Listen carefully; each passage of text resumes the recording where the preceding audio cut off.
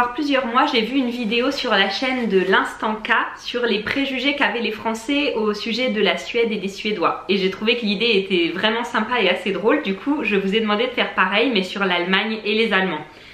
J'ai relevé un peu ce que vous m'avez donné comme préjugés, qu'ils soient bien ou pas bien, qu'ils soient positifs ou négatifs, on va essayer de parler correctement. Et je vais vous dire à chaque fois ce que j'en pense, si je pense que c'est des préjugés qui sont fondés ou pas, et par rapport à mon expérience. Alors je le répète, comme dans toutes mes vidéos, ce n'est que mon expérience, chacun a une expérience différente, etc. etc. etc. Vous voyez ce que je veux dire. On commence tout de suite, sinon la vidéo va être hyper longue. Alors ce qui est revenu assez souvent, c'est que les Allemands sont froids. Oui, j'ai pris des notes, hein, parce qu'il y a beaucoup de choses à dire. Les Allemands sont froids, stricts et autoritaires. Alors c'est vrai que d'un premier abord, ils sont pas super faciles d'accès peut-être. Enfin je veux dire, c'est pas comme dans le sud par exemple de la France où les gens ils sont plutôt souriants, très accueillants. Et dans le nord de la France, les gens ont tendance à être un peu plus froids. Je dis ça, moi je viens de Bretagne et c'est vrai que les gens au premier abord sont pas forcément les plus chaleureux de la terre. Et bah ici c'est un petit peu pareil. Au premier abord c'est sûr qu'ils vont pas vous sauter dans les bras. Mais en même temps je trouve que les amitiés qui se créent sont beaucoup plus sincères. Après c'est que mon avis et de ce que j'ai rencontré, mais c'est pas un truc qui me choque où je me dis oh là là ils sont vraiment pas aimables du tout. Non, je trouve que ça va. C'est pareil, ça dépend des régions, ça dépend des endroits où vous allez et puis ça dépend des gens sur qui vous tombez surtout.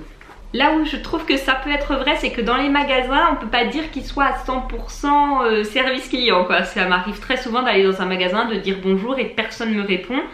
Mais en fait c'est juste normal. Donc bon bah au bout d'un moment on s'y fait, même si je trouve que c'est un peu spécial, voilà. Dans la rue par contre, enfin moi de mon expérience, j'ai toujours rencontré que des gens qui étaient prêts à aider. Si on est perdu quelque part, ils sont prêts à nous renseigner et ils vont lier facilement la conversation. Une fois que vous engagez le truc et que vous posez peut-être des petites questions, je sais pas, vous cherchez un truc et la personne vous dit ah oui ce resto il est bien, ah oui vous y avez déjà mangé, etc. Enfin bon je vais pas faire un sketch là, mais je trouve que la conversation s'engage quand même assez facilement en général. Ensuite, la deuxième chose qui est un petit peu liée, c'est qu'ils suivent beaucoup les règles et qu'ils sont encore assez stricts dans les règles, etc. Là, je dois avouer que oui, c'est plutôt vrai. Ils laissent vraiment la place à la liberté des autres, c'est-à-dire que quand il y a une règle, ils essayent vraiment de voir pourquoi il y a cette règle. Et s'il y a une règle, en général, c'est qu'il y a une bonne raison pour eux en tout cas. Et du coup, ils l'appliquent. Après, des fois, du coup, ça peut être impliqué un peu bêtement, je sais pas où est la limite. Mais c'est vrai qu'ils appliquent beaucoup plus les règles que les Français. Quand il y a une règle, c'est la règle et c'est comme ça. Ils essayent pas de trouver des petits détours pour passer la règle. Ça, ou pas souvent en tout cas. C'est pas un truc que, c'est pas leur trait de caractère principal. J'ai un exemple qui m'a beaucoup fait, enfin qui m'a fait rire. Oui, si ça m'a fait rire. Il y avait une manifestation en fait dans la ville où je suis. Et donc la grande rue qui descend la ville était bloquée pour les manifestations. Et en fait, il y avait qu'un côté de la rue qui était bloqué pour que les voitures et les bus puissent circuler dans l'autre. Et en France, les manifestants, enfin je veux dire, se seraient déportés sur l'autre voie pour tout bloquer, je pense. Et là, en fait, les gens restaient vraiment, alors qu'il n'y avait pas de cordon de sécurité sur le côté, hein, mais les gens restaient vraiment mais à la ligne de la route, quoi. La ligne qui séparait les deux voies, vraiment les gens étaient à la ligne et il n'y avait personne qui dépassait. Et voilà, ça m'avait fait sourire parce que c'est un bon exemple du fait qu'ils suivent plutôt pas mal les règles.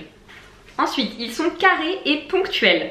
Alors oui, c'est vrai qu'ils sont vraiment ponctuels et moi je suis pas du tout ponctuelle. Je me suis beaucoup améliorée depuis que j'habite en Allemagne. Mais c'est vrai que moi je me suis jamais allée à un rendez-vous où j'ai attendu la personne 20 minutes qu'elle arrive parce qu'elle était en retard. Enfin ça m'est jamais arrivé ici. Moi j'ai déjà fait poireauter des gens 10, 20, 30 minutes. Mais souvent c'était des amis français. Du coup ça allait. Mais oui, ils sont beaucoup plus ponctuels que nous. Alors quelqu'un m'a dit qu'ils étaient très extravagants. Alors oui et non, ils sont pas extravagants au quotidien à aller faire des grandes embrassades dans la rue, etc.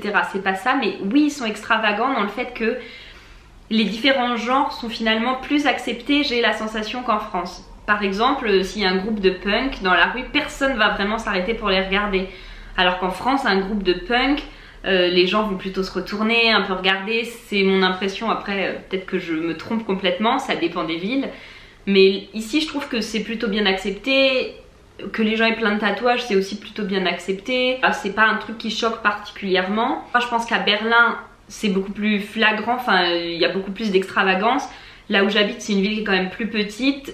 Des groupes de punk, il n'y en a pas 50 000 par jour dans la rue, mais quand il y en a, bah, personne ne les regarde particulièrement, ou voilà, c'est genre... on s'en fout en fait.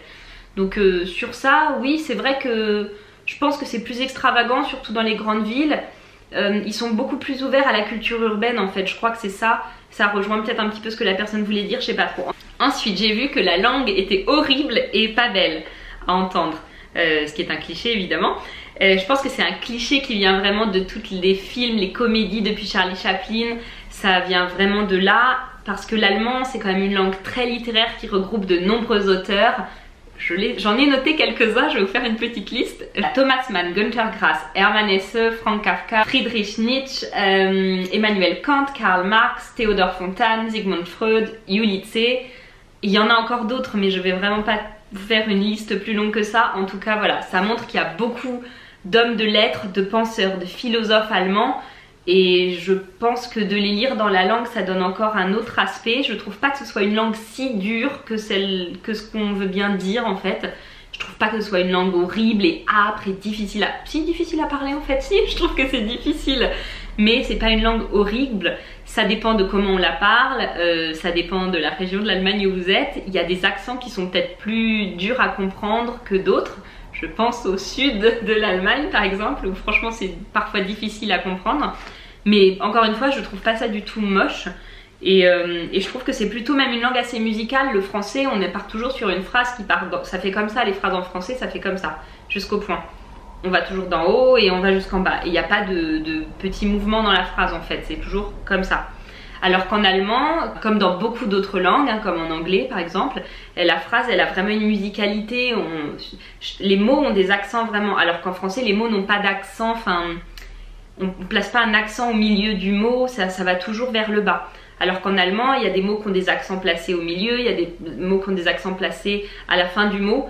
Enfin bon voilà, du coup je trouve que c'est finalement une langue assez chantante et tout dépend comment on la parle. C'est sûr que si on la parle en hurlant, ça va pas être une très belle langue, mais sinon je trouve que ça va. On m'a aussi dit que les Allemands étaient nationalistes.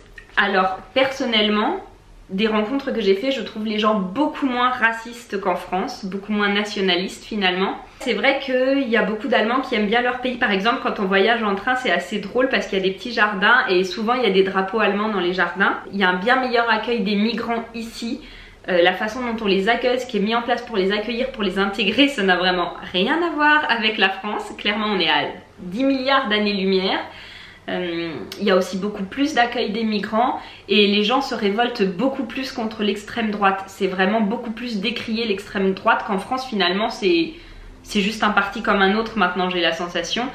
Ici l'extrême droite c'est pas du tout un parti comme un autre, c'est vraiment très décrié, il y a à chaque fois des manifestations. Non, c'est vraiment pour moi autre chose.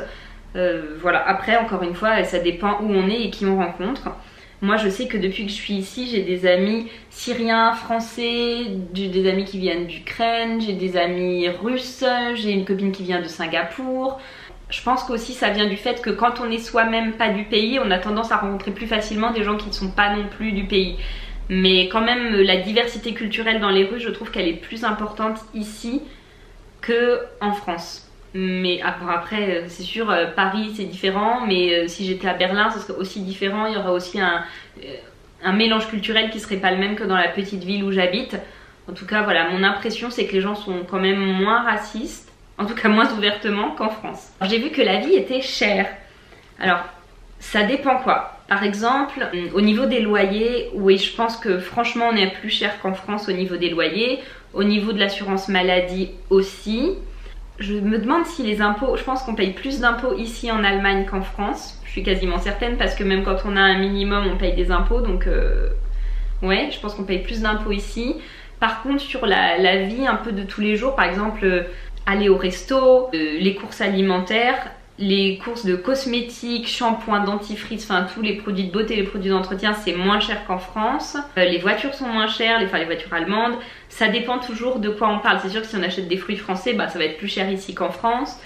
C'est clair que nous là avec mon mari on a une bien meilleure qualité de vie ici que si on était en France pour des boulots équivalents. J'ai lu aussi que la cuisine n'était pas bonne, que c'était pas vraiment le fort des Allemands. Alors d'abord c'est une question de goût, moi j'aime bien comment je mange ici.